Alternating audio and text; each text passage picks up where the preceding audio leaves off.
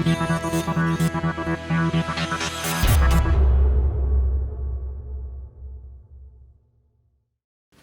scalable entrepreneurship, we have a very different view of failure than you might be used to. So when I ask people about their view of failure, I see the views falling along a spectrum of failure is bad and to be avoided at all cost. So the middle of the spectrum is failure is good insofar as it leads to learning. And at the scalable entrepreneur end of the attitude toward failure spectrum, the attitude is let's fail, meaning let's strive to fail. Now, why is that the attitude of successful scalable entrepreneurs? Let's strive to fail. Because it is willingness to fail that allows us to take sufficient risk to achieve success in scalable entrepreneurship. In a little while, we're going to talk about the role of innovation in successful scalable entrepreneurship, and we're going to see that innovation and failure also are intrinsically linked. Same thing with risk and return. I talked already about the relationship between risk and return, and from that we can see that high-risk ventures are extremely likely to fail, and therefore we have to embrace the potential that they're going to fail if we want to become scalable entrepreneurs. And innovation as the key to these scalable ventures. Innovators fail all the time. Innovation is a process of trial and error. Successful innovation does not happen on the first try, ever. Some innovators fail for many years before they have some success. So we have to embrace failure to be successful innovators. We have to embrace failure to take sufficient risk, and we have to embrace failure if we want to have a chance of success in scalable entrepreneurship.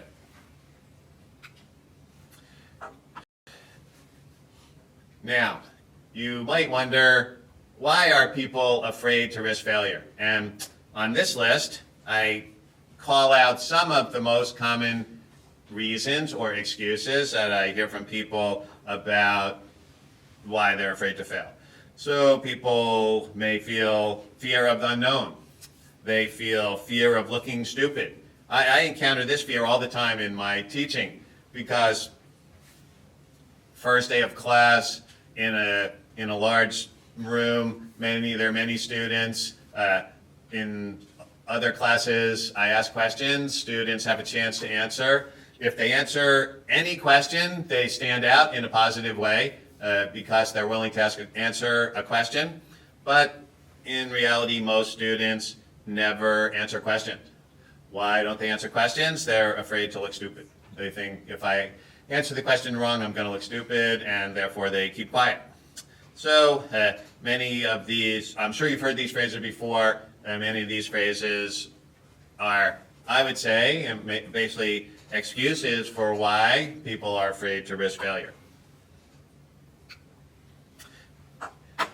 When people are afraid to risk failure, there are very pernicious consequences. And I would say, don't let fear stop you from risking failure. Why? You can think about for a minute, why are you afraid to try and fail? And in most situations, the outcome of the thing that you're considering doing will be very important to you. If the outcome is not important, you probably are not afraid to fail, or you're much less afraid to fail. But when you really want to do something or accomplish something, and the outcome is very important to you, and you're afraid to fail, and therefore you never try, actually, you generate the exact outcome that you were afraid of. Because why? Through not trying, you end up at the exact same point you would have been if you tried and failed. With the only exception being you never had a chance to succeed because you never tried. And Wayne Gretzky, who was one of the great ice hockey players of our lifetime, put it this way. He said, you miss 100% of the shots that you don't take. Meaning, in hockey, most of the shots on goal are missed, but 100% of the shots you don't take don't get in the goal. In order to have a chance of achieving your goal, you need to take the shot. And take the shot means take the risk of failing. When you fail to do that, you in fact guarantee that you will fail. You will never achieve that outcome. When you think about it this way, you realize that fear of failure actually causes you to fail at all the most important things in your life. Given that, you might wonder, why is this the case? What is driving this obviously self-destructive behavior? And that brings me to my question of, what is fear? What is fear and why does it have such a powerful effect on us? I think it's very important to understand about fear if we want to overcome fear and become successful, scalable entrepreneurs. I like to start this topic with thinking about what exactly is fear. It's sort of an emotion, or it's a type of emotion, but what type of emotion is it? It's one of the most basic types of emotion that we have. What do I mean by that? If you think about the range of emotions that we have, let's look at how far do these emotions extend into other living things. So, example, do you have a pet? If you have a pet dog or a pet cat, I'm sure that you believe 100% with 100% certainty that your pet feels fear. Or I'm sure you have experienced that the pet acts in such a way as if it's afraid in situations where we expect the pet to be afraid. And the same thing for birds, and the same thing for insects. Even insects appear to either feel fear or to react in situations that we would expect somebody or someone or something to be fearful. They act in such a way as if they're afraid. And this behavior extends actually to almost all living things. Even single cell organisms will move away from situations that appear to be dangerous for them. And this is what fear is. Fear is a basic instinct of all living things, including people. And therefore, it will exert a very powerful influence on our decision making and our actions. The same way that, for example, hunger, which is a very powerful instinct, just like fear, will drive us to eat food at the cost of almost everything else if we're hungry enough. So our fear instinct was very valuable and remains valuable today, but has been very valuable throughout all of our ancestral history. To understand how fear affects our, for example, investment decision making today, I think it's helpful to think about the role that the fear instinct played in the survival or not of our ancestors. So let's say we look back 10,000 years ago and imagine one of our ancestors who lived in Singapore 10,000 years ago. There may or may not have been people in Singapore 10,000 years ago, but if there were, they would have been pretty much indistinguishable from us, and they would have acted and felt and thought in a way very similar to the way that we do, but they lived in a very different environment. 10,000 years ago, all the human ancestors who were alive, who lived at that time, lived in nature. So if they were in Singapore and if the climate wasn't that different back then, they lived in a jungle or in a forest.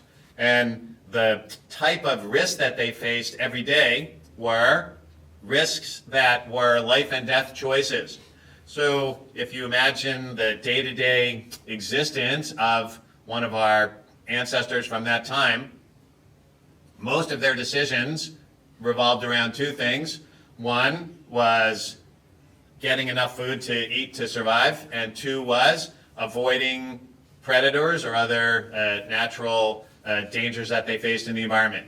So the typical decision-making process for an ancestor in Singapore 10,000 years ago, I like to imagine, was like this.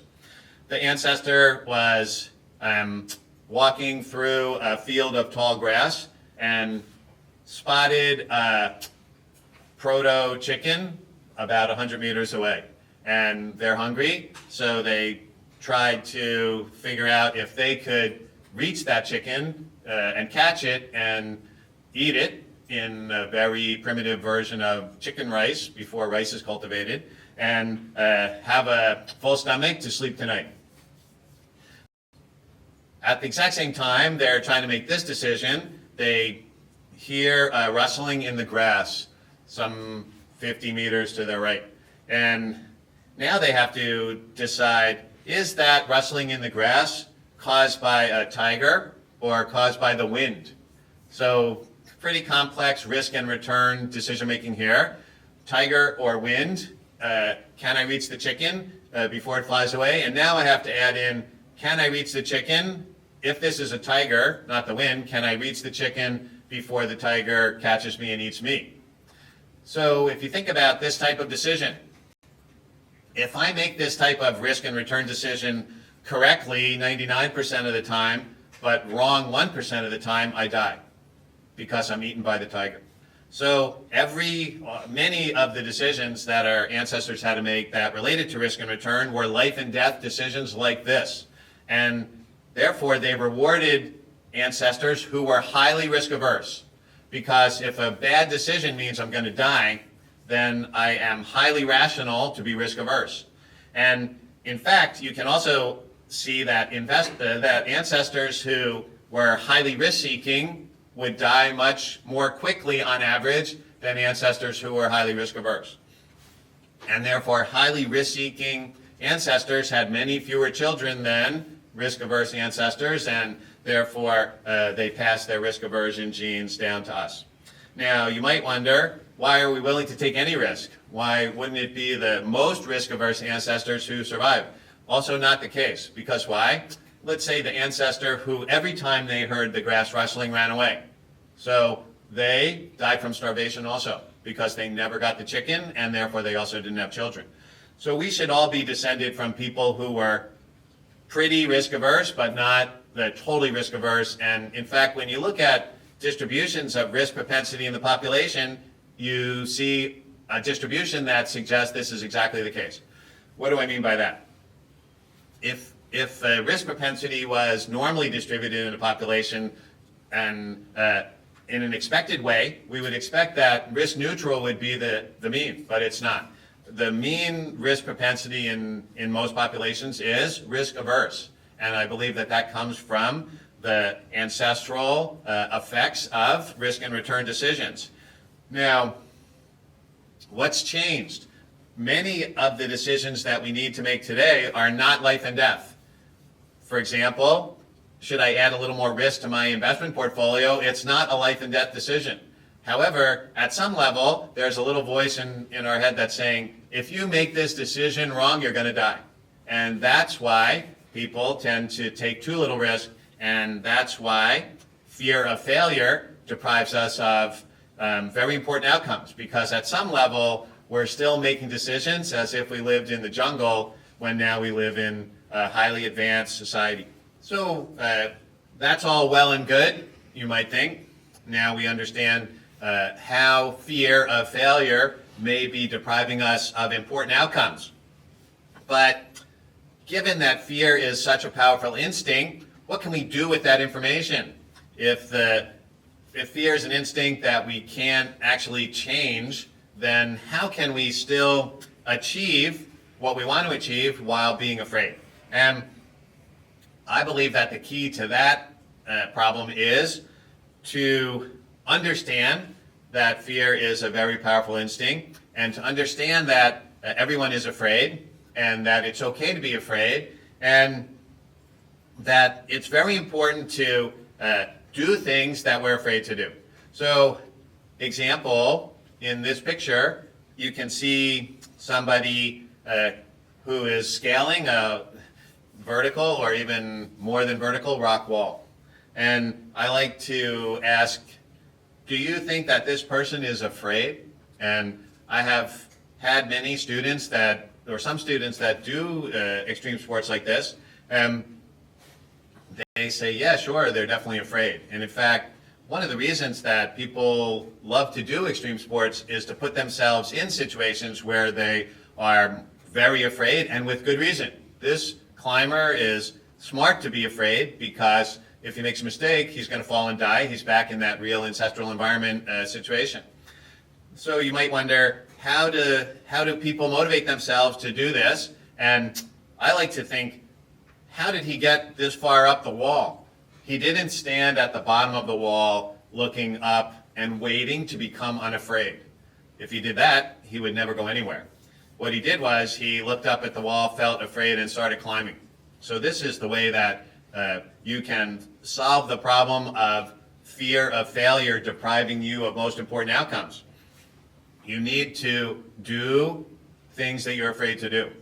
And I think this is a great exercise to begin your program of becoming a successful scalable entrepreneur, is to choose something that you're afraid to fail at and just do it. And then see how you feel when you don't fail. Or even see how you feel when you do fail and then you try again. So I recommend everybody start practicing, if you haven't already, start practicing doing things that you're afraid to do. And as you do that, you will become better and better at doing these things, and ultimately you will be able to not become unafraid, but be able to do things that you're afraid to do, and that will help you move past this fear of failure, which is actually blocking you from all the most important successes in your life. So if you don't fail, you're not trying hard enough. How do people not fail? People don't fail because they never do anything that challenges them enough that they might fail. If you do this, you can never achieve significant results. So if you look at the top scientists in the world, the most successful people in the world, they all have failed, and some have failed many, many times before they achieve these levels of success. So I like to put it this way, you don't regret the things that you do and fail at, you regret the things that you fail to do. And if you spend your life avoiding doing things that you're afraid to fail at, you will have a life lived in fear, which is a life half lived.